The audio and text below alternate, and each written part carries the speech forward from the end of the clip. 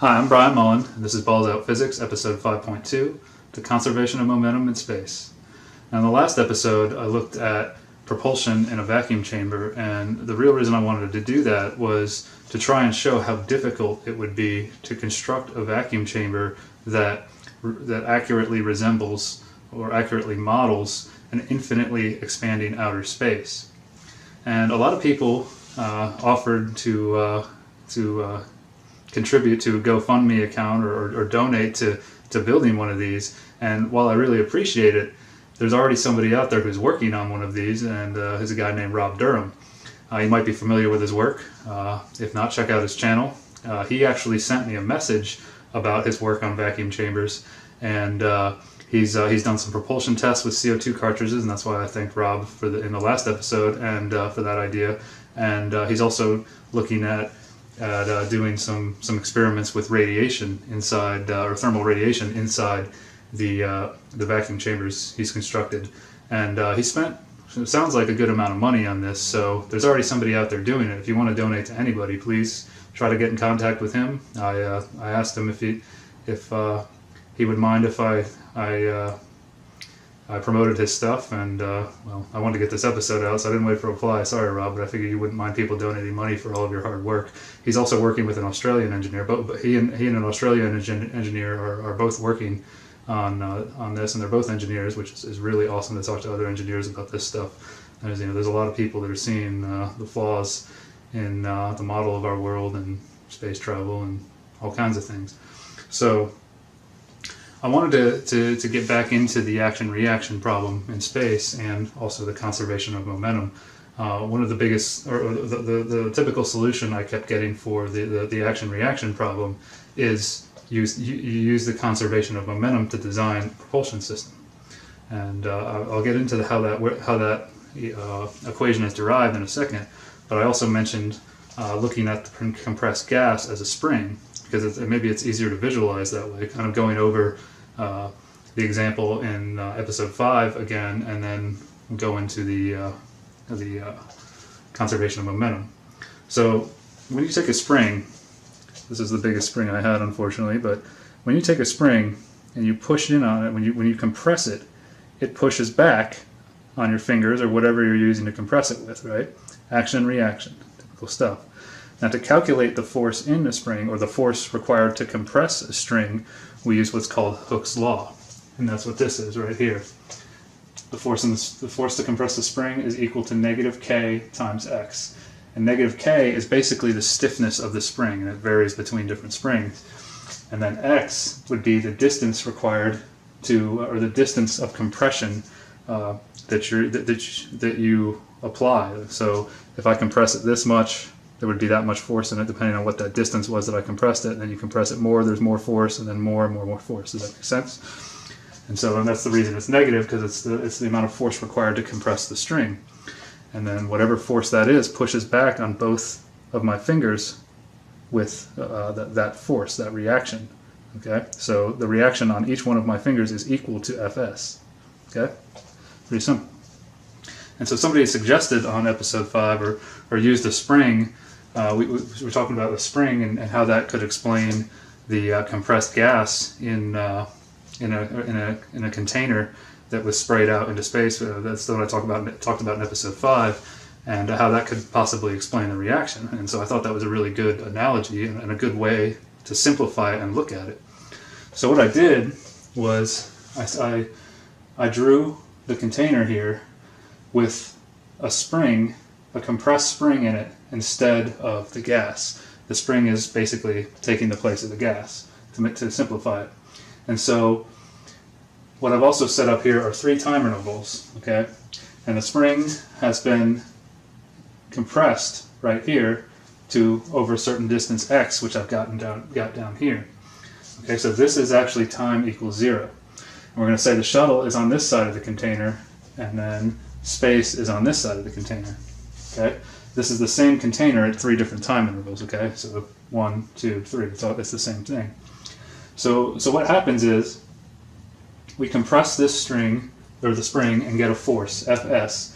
And so, as I showed with my fingers, Fs at time equals 0, or time interval 0, Fs is equal to Rho, okay? That force in the spring is pushing on both the shuttle, or the backside in the container, and this side over here, which would be the nozzle for the compressed gas, or the door in this case, like a container, or the door of the container. Okay, and so Rho is pushing on both surfaces. And so, simulating the compressed gas, the lid flings open. And that's what we have here. And we assume that it opens so fast that it doesn't hinder the spring expanding at all. The spring just immediately starts to expand, just like the gas would expand out into space. And since it's springing out into space, there's no resistance at all. Now, on Earth, there would be a little bit of air resistance, but it would be pretty much negligible because it is a spring. But the best place to test this would be in a vacuum chamber. However, I don't think the air pressure would make that much of a difference. But so the door flings open, and here at time interval 1, that doesn't mean 1 second, whatever that would be fractions of a second, because this thing's going to spring out very quickly. So whatever that time interval is not really important. At time interval 1, door swings open, and now you have a different reaction on the shuttle right here. But that reaction is less than your original reaction, because if you think about it, if I just move my thumb, I just move one side, the door would be, my thumb would be the door. As the door opens, immediately after the door opens, the load on my index finger becomes less, right? It makes sense. Compress a string. You can do this if you have a spring. So at time equals 1, the moment that this door flies open, R1, the reaction on the shuttle starts to decrease instantly. So R1 is less than Rho, okay? And so now I drew this orange because the spring, the red represents the most compressed state. Now orange, the spring is relieved a little bit, and it's starting to come out of the container at time interval 1. Okay? Now we move down to time interval 2, and this is when the spring has now become completely relieved. It's like this. It's completely relieved now. Okay, and it's just about to fly out into space, because as you would expect, it would fly out into space. And so, right here, R2 is actually 0. R2 equals 0, less than R1. Okay, so throughout this entire process, this reaction on the shuttle that has this container mounted in it never increases, ever. It always decreases once this opens. And so this is to try to simplify the compressed gas. Now the compressed gas would be different because it is different because it's pushing on the back, but it's also pushing on all sides of the container. However, once you open one side, once you open the nozzle, all of the gas rushes out into space and doesn't see any resistance because space doesn't push back. So there's no reaction from space. So even though it's pushing on all three surfaces, as well as the nozzle or the door, once there's an exit into emptiness, into infinite expansion, all of the reactions on the container start to decrease. There's never a net increase of reaction on the shuttle, so it can't push the shuttle, it can't move it. And that's what I was trying to explain in episode 5. And so that's the basic idea of how it works, just simplified in a spring, and also gives you a good idea of how springs work. Okay, so if you've got a spring, mess around with this and see, hold it down, maybe launch it up in the air, and think about does that reaction increase? You can push it down on a table and watch it fly up. Does the reaction increase once you let go of the spring, like the load being pushed down on the table? Because remember, action, reaction, just everything we do is basically action, reaction. Okay, so that's the idea explained as a spring, and then of course in episode 5, a few people commented that the conservation of momentum explains this. Now I want to look at another example to do this, to talk about the conservation of momentum, but I figured we should break it down first. So let's go ahead and erase this. Now that that's all been covered, I need to get my whiteboard a little more secure. Now, the conservation of momentum, how is that actually derived? Where does that come from? It's an equation, right? And this is what is used to design these propulsion systems, basically. Well, it comes from Newton's third law, action and reaction. Newton's third law says F1 is equal to negative F2. Okay?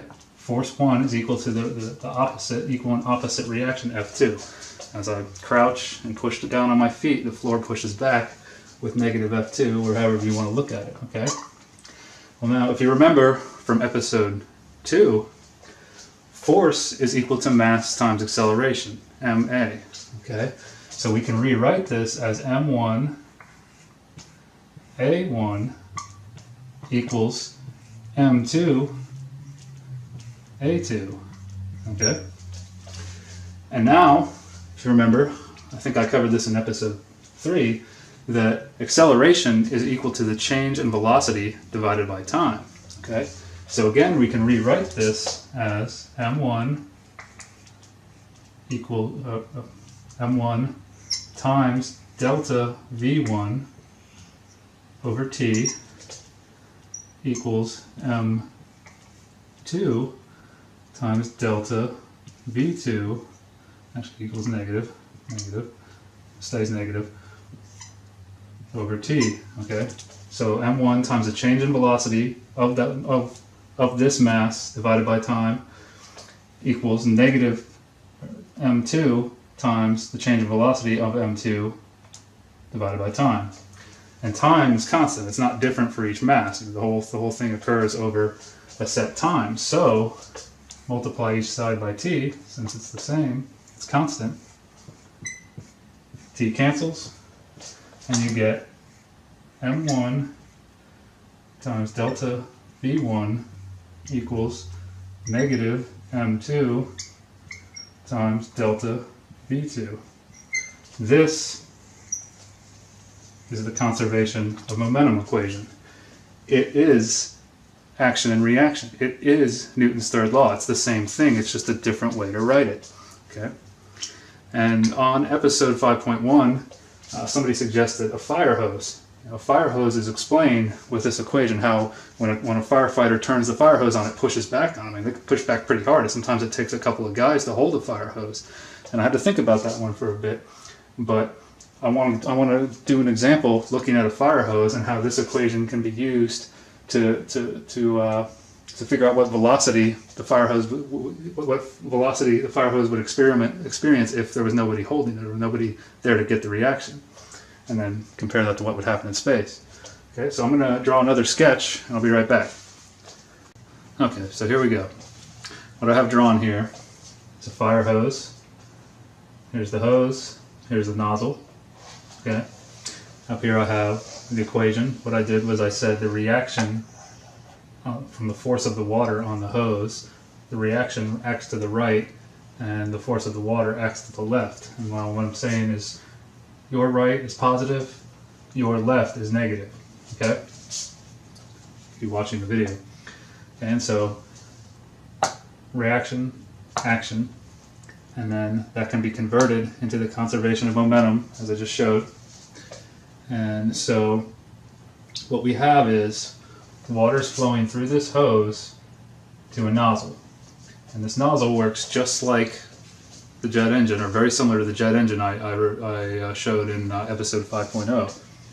And so you have water flowing through this hose, through the fire hose, and it gets to this nozzle. And as you can see, the shape reduces the area of flow, so the energy of the water increases, and that's what this red line represents, is the increase in energy, which is results in an increase in velocity as the water comes out of the end of the hose. Okay, and so what I have here is VWI for the initial velocity of the water before it goes through the nozzle, and over here I have VWF for the final velocity of the water after it comes out of the nozzle. All right.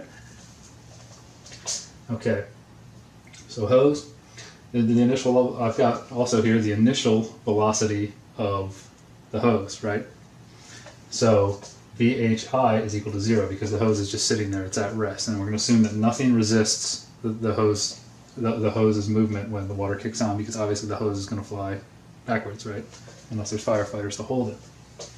So, breaking down the conservation of momentum equation, we can solve for what we'll call VHF, what the final velocity of the hose will be after from the action reaction of the water, the action of the water, the jet of water pushing back on the hose, and then this is the reaction here. And then since there's nothing to stop it, since nothing's resisting this reaction, it'll move. Okay, that's the idea. So what we have here is the equation I wrote out before, and we can expand. It's delta V is, or your change in velocity is your final velocity minus your initial velocity. Okay, so m hose, mass of the hose, times VHF, okay, no, I wrote that wrong, VHF minus 0, because we have VH and the initial velocity of the hose is 0, is equal to negative mW, mass of the water coming out of the hose, is equal to VWF minus VWI. Okay, VF, VI, water. So now very easily we can solve for the velocity of the hose as it travels backwards. VHF is equal to get MH on the other side, just divide both sides by MH, it cancels here, and that gives you negative mass of water times VWF minus VWI divided by MH. That's it. That'll give you this velocity, and as you see, it's negative, so it's back this and it forces the hose back in this direction. Pretty simple, right? This is basically how these propulsion systems would be designed using the conservation of momentum in space. But as I showed in episode 5 with the jet, there's always an action and reaction. You have to count. The action and reactions continue. So there's consecutive action and reactions happening here. We have to count for all the action and reactions. And so when this water sprays out of the hose, immediately the air is resisting it. Okay, remember P atmosphere, P ATM, we'll just call it atmosphere for now, is equals 14.7 psi, assuming that this is at sea level. So as this water, this accelerated water, the increase in velocity comes flying out of the nozzle, the air is trying to resist it, but obviously there's so much energy here that the air can't resist the end of the stream. But just like in the jet engine, it is pushing down from above and below, and that's what creates this stream here. That's what holds it in a water jet coming out of the end of the hose, is this pressure. Okay, and so eventually the air will slow the water down, and you do have the weight of the water pulling it down, so you'll get more of a shape like this. If it doesn't spray infinitely, eventually the weight pulls it down, and the air pressure does slow it down. But that is what creates that jet effect, and it is the air pushing back on the water that continues the action and reaction process. So now here, see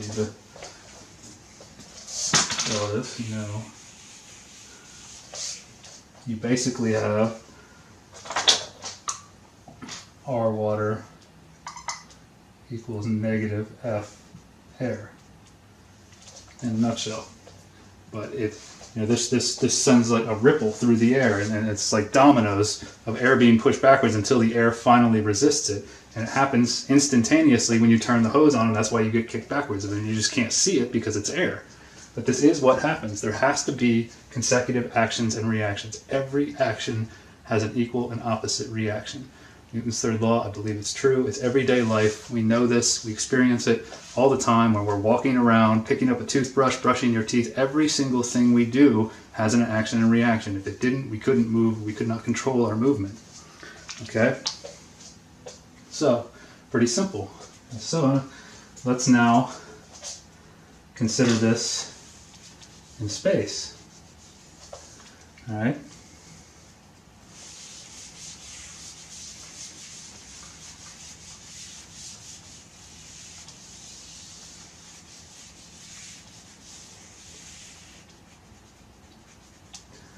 In space, say this is, instead of a hose, instead of a fire hose, say this is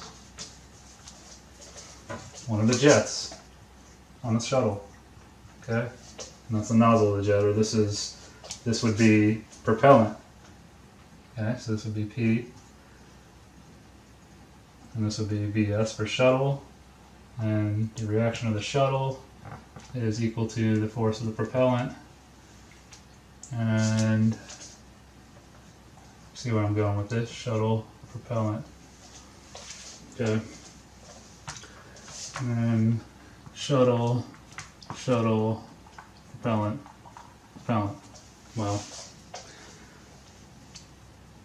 remember, this is action-reaction. It is. So, if the designer, the engineer, is only looking at this and ignoring what's happening out here, he or she is assuming that there is a reaction happening out here. And I think this is how we have all been duped. I do. I believe this. It's taken a while to come to this, but when you really think about it, if you don't think about it, you're automatically assuming that that action-reaction is happening out here. But in reality, if this is infinitely expanding space from the edge of the nozzle in the jet in the shuttle, then if this expands infinitely in all directions, and there's nothing pushing back because space is pulling away right at the edge of the nozzle, space is infinitely, there's a pressure differential there, negative pressure, whatever you want to call it, it sucks, whatever. There's nothing pushing back. So, in reality, VSF would be 0. Because you didn't sort of satisfy this, because the conservation of momentum is this equation. If there's no reaction between the propulsion, the VP, the propellant, whatever, then you don't have consecutive reactions back to the nozzle and you can't move. It's that simple. And that's what I believe is my opinion, but it's logical to me. And being an engineer, going to school and just knowing how engineering is, we go to school, engineers, we go to school, we do complex problems throughout our college career, and we're always doing complex problems, looking for complex answers, and we constantly train our minds to look for complex answers. And so it becomes very easy for engineers to actually miss simple explanations. I see it all the time, but nowhere have I seen it more than in myself. I've had a problem, I've overanalyzed it, and I've asked another engineer and they go, duh, and they point at something and I'm just like, oh, or just give me a simple answer, I'm like, oh. And I've done it to other engineers. It happens all the time. We live in a very complicated society, and it does not surprise me when I really think about it that this could happen.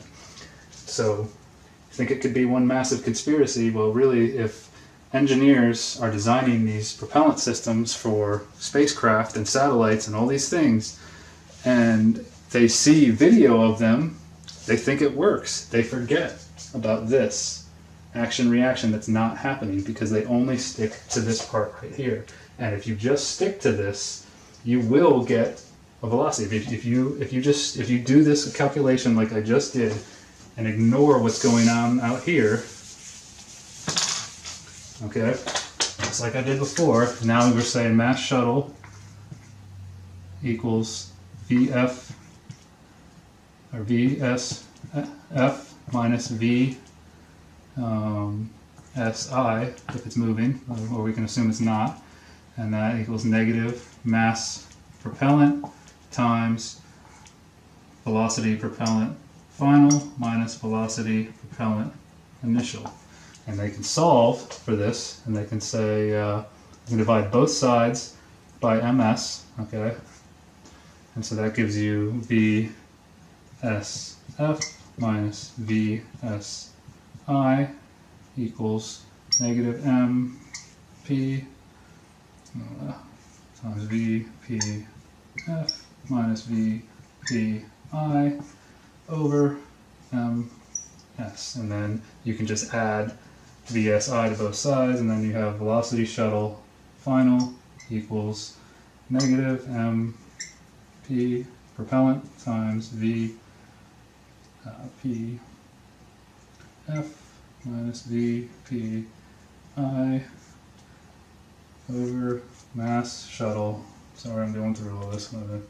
VSI. But then you can use this equation for other things. You can solve for the mass of the propellant you would need to create the velocity you want. All kinds of things. You can rewrite this equation, and as long as you're just ignoring that there's no reaction over here, you're assuming that there is a reaction, and so you're going to get values and you're going to get numbers, and it's going to appear like it works. But if all this footage we've seen from space, which there's tons of hoax videos out there, and when you consider everything I talked about in episode 4 and all the work that everyone else out there in the truth community is doing, it doesn't add up. And this doesn't add up because there's no reaction happening out here. So it wouldn't actually work when you really think about it. So that just kind of gives more credit, more validation to these videos that show all the anomalies of ISS footage and moon landing and all that stuff. So this is how I think it happened, and this is how I think a lot of people who work for these space agencies have been duped, and they don't realize it. And it's very unfortunate. But I think we have to swallow our pride and just deal with it. So, where do we go? We've been, for the past 50 years, give or take, we've been, in my opinion, kind of living in a world of confusion. Our eyes see these things in space, and we're told about satellites and all these things, but I think our hearts are saying, no, that doesn't make sense, because this action-reaction is common sense. We know this.